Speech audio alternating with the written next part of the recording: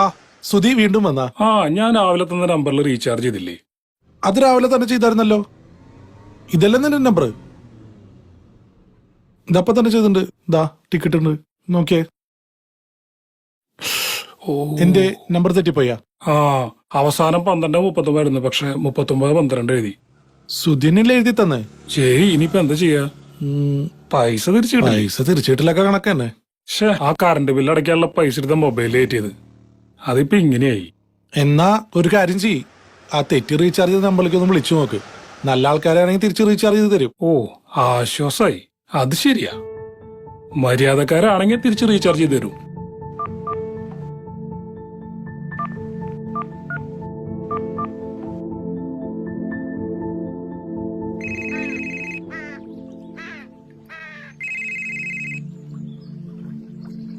ഉമ്മ ഫോൺ അടിക്കണേ.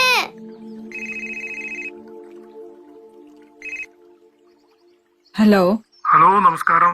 നമസ്കാരം. ഞാൻ ഈ വിളിക്കുന്ന മൊബൈൽ നമ്പറിലേക്ക് റീചാർജ് ചെയ്തിരുന്നു. ഒരു മിനിറ്റ് മോളെ, മൊബൈലില് പൈസ കയറ്റിയ മാമ വിളിക്കണ്. Hello hello. ആ അങ്കിളെ, വലിയ ഉപകാരമായിട്ടാ.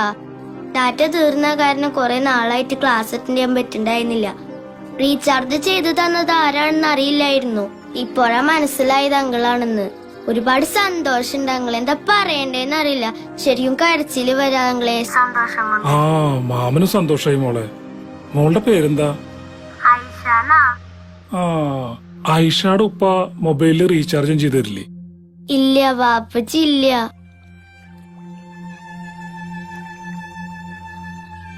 മൂന്ന് വർഷമായി മരിച്ചിട്ട്. അയ്യോ, അത് മാമന് അറിയില്ലായിരുന്നു. സോറി ട്ടാ മോളെ.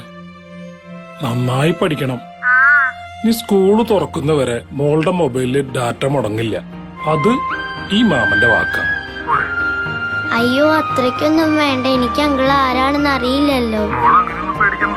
അത്യാവശ്യ ഘട്ടങ്ങളിൽ സഹായിക്കാനേ മനുഷ്യന്മാര് തമ്മിൽ അറിയണമെന്നില്ല മോളെ. എന്നാ ശരി, മോള് വെച്ചോ. ശരിക്കും ഇപ്പോഴാണ് ഒരു ആശ്വാസമായത്. എന്റെ മനസ്സൊന്ന് തെളിഞ്ഞു. കയ്യിൽ ഒരുപാട് പൈസ വന്നിട്ട് മറ്റുള്ളവരെ സഹായിക്കാന്ന് വെച്ചാൽ ഒന്നും നടക്കൂല. ഉള്ളോണ്ട് ചെയ്യാം, അത്ര തന്നെ. ഗ്രാൻഡായി സുധി, നിന്നെ സമ്മതിച്ചു. നന്നായി, നല്ല കാര്യം.